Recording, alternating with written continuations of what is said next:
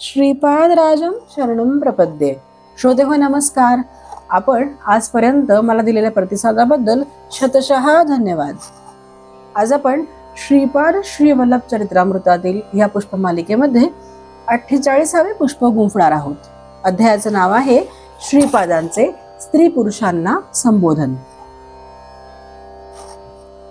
चला तर मग सुरुवात करूया. श्रीपादराजं शरणं प्रपद्ये. अध्याय 48 श्रीपादांचे स्त्री पुरुषांना संबोधन. श्रीपाद प्रभू प्रत्येक गुरुवारी पंचदेव पहाड येथे सत्संग करीत असत. श्रीपाद प्रभू कृष्णा नदीच्या पाण्यावरून चालत जात.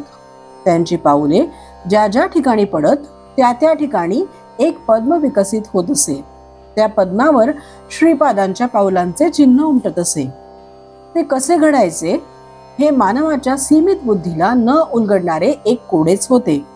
एवढेच नव्हे तर पाण्यावरून चालत जाणे हा सुद्धा एक अद्भुत विषय होता. थोडे दिवस हे सर्व पाहणाऱ्यांना आश्चर्य वाटत असे, परंतु काही काळानंतर लोकांना श्रीपादांची ती साधारण लीला वाटू लागली. श्रीपाद प्रभू कृष्णा नदीतून आल्यावर सर्व भक्त त्यांचे भव्य स्वागत करीत असत. सायंकाळपर्यंत सत्संग चालू असे. नंतर ते कृष्णा नदीच्या पाण्यावरून चालत ती पार करून पैलतीरी जात. त्यावेळी भक्त मोठ्या श्रद्धाभावाने त्यांचा जय जयकार करीत. रात्रीच्या वेळी ते एकटेच कुरुगड्डी येथे राहत. पंचदेव पहाड आणि कुरुगड्डी यांच्यामध्ये कृष्णा नदीचे पात्र आहे. प्रत्येक शुक्रवारी ते विवाहेच्छुक कन्यांना सौभाग्यवती होण्याचा आशीर्वाद देत. महिलांना हळकुंड देत. श्रीपाद प्रभू स्वतःपेक्षा मोठ्या असलेल्या महिलांना अम्मा सुमती अथवा अम्मा अनुसूया तल्ली असे संबोधित. त्यांच्यापेक्षा लहान असलेल्या स्त्रियांना अम्मा वासवी किंवा अम्मा राधा, अम्मा सुरेखा अशा नावाने बोलावीत. त्यांच्यापेक्षा वयाने मोठे असलेल्या पुरुषांना ते अय्या किंवा नायना असे संबोधित. त्यांच्यापेक्षा लहान असलेल्या मुलांना अरे अब्बी किंवा बंगारू या नावाने बोलवीत. त्यांच्या आजोबांच्या वयाने असलेल्या वृद्धांना ताता असे बोलावीत. वृद्ध स्त्रियांना अम्मम्मा असे संबोधित. श्रीपादांचे नित्य कार्यक्रम आणि दरबार म्हणजे सत्संग. गुरुवार आणि शुक्रवारी होणारा सत्संग श्रीपादांच्या इच्छेनुसार कधी कुरुगड्डीस होई तर कधी पंचदेव पहाडावर. रविवारी होणाऱ्या सत्संगात श्रीपाद प्रभू अत्यंत गहन अशा योगविद्येबद्दल चर्चा करीत.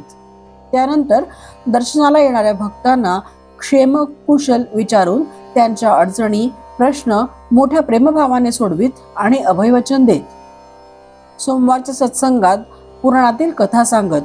त्यानंतर भक्तांच्या समस्येचे निराकरण करीत. मंगळवारचा सत्संग उपनिषदांचा बोध करण्यासाठी असे. यानंतर भक्तांच्या वैयक्तिक समस्यांची चर्चा होऊन त्यावर उपाययोजना सांगत. बुधवारी वेद आणि वेदांचा अर्थ विवरण करून सांगण्यात येत असे. गुरुवारी गुरुतत्वाबद्दल विवेचन असे. यानंतर भक्तांच्या आधिव्याधी श्री प्रभू मोठ्या शांतपणे ऐकून घेऊन त्यांचे निराकरण करण्याचा उपाय सांगत. या दिवशी विशेष स्वयंपाक करून सर्वांना पोटभर सुग्रास भोजन असे. या जेवणाचे वैशिष्ट्य असे की श्रीपाद प्रभू पंक्तीत स्वतः काही पदार्थ वाढीत असत. काही भाग्यवंतांना त्यांच्या हाताने घास देत. त्यांच्याकडे अन्नधान्याचा किंवा धनाचा कधीच अभाव नसे. शुक्रवारच्या सत्संगात ते श्रीविद्येबद्दल बोध करीत आणि सर्वांना विधीपूर्वक हळकुंडाचा प्रसाद देत. शनिवारी शिवाराधना महात्म्याबद्दल बोध करीत.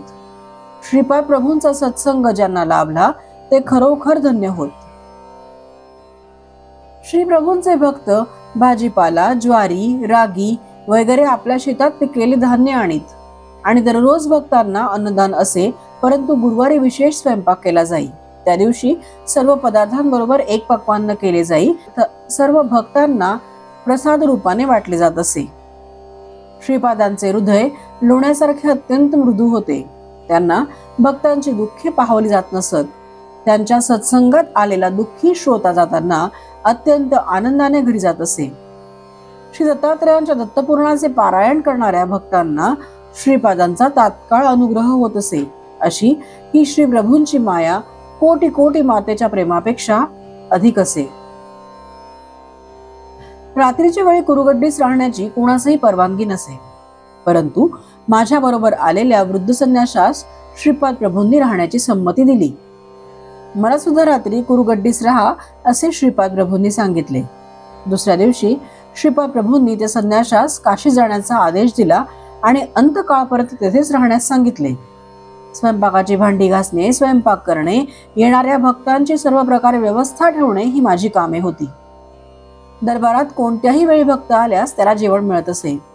जे भक्त घरी जेवण करून आलेले असत त्यांना सुद्धा प्रसाद म्हणून भोजन घ्यावेच लागे.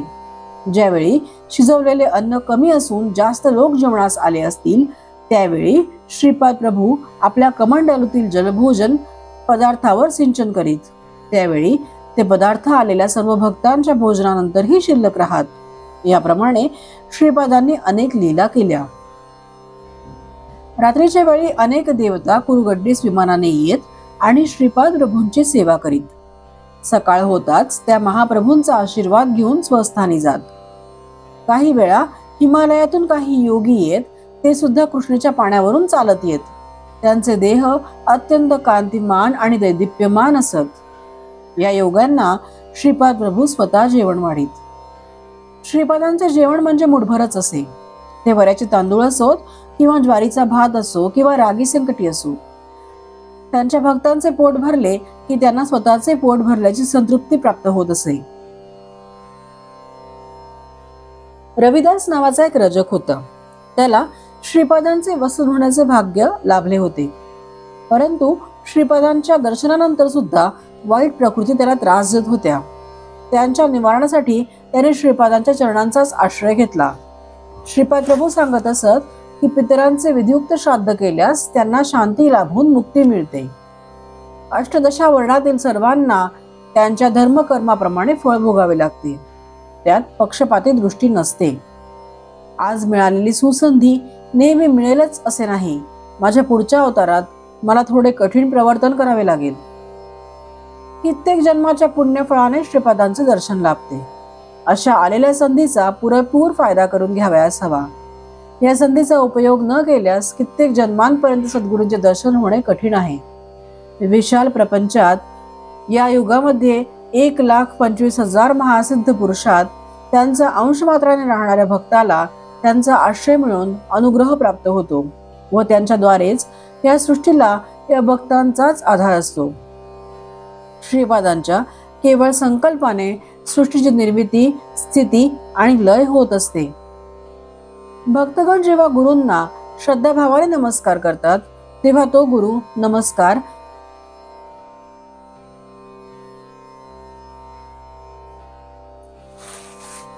भक्तगण जेव्हा गुरूंना श्रद्धाभावाने नमस्कार करतात तेव्हा गुरु तो नमस्कार आपल्या स्वतःच्या गुरूंना पोहोचवतात. याप्रमाणे आपण आपल्या गुरूंना केलेला नमस्कार अनेक गुरूंना पोहोचतो. देवांना जरी आपणावर राग असला तरी गुरु त्या क्रोधापासून आपले रक्षण करतात. प्रत्येक शिष्याला गुरूंचा आशीर्वाद लाभतो. गुरूंच्या आराधनेने इहलोक आणि परलोक दोन्हींची प्राप्ती होते. श्रीपाद प्रभूंचे सारे शिष्य सात्विक भावाचे होते. हृदयात भगवंताचे नामस्मरण करीत कर्मांचे आचरण. कुरुगड्डीचा विशेष महिमा नित्य क्षेत्रासारखा आहे. येथे असलेले दैवत जागृत स्वरूपात आहे. या क्षेत्रात अनेक देवता, महर्षी, महापुरुष वेश बदलून येऊन गुप्त रूपाने राहतात. येथे त्यांचे स्थान ठरलेले असते. हृदयामध्ये देवाचे नाव भरून सदाचरणाने राहून विहित कर्म करावे असे श्रीपाद प्रभू आपल्या भक्तांना सांगत. प्रत्येकाच्या धर्माप्रमाणे वर्तन करून त्यायोगे पूर्वीच्या पापांचा क्षय करून त्यानंतर पुण्य कर्म करून त्याचा कर्ताभाव स्वतःकडे न घेतल्यास त्या कर्माचे शुभफल प्राप्त होते. श्रीपाद प्रभूंच्या या दिव्य वचनाचे पालन केल्यास आपली जीवन नौका या भवसागरातून सुलभतेने पैलती जाईल. श्रीपाद श्रीवल्लभांचा जय जयकार असो. श्रीपाद राजम शरणम प्रपद्ये. येथे अध्याय 48 समाप्त होत आहे. या अध्यायाचे फलित मी तुम्हाला सांगते.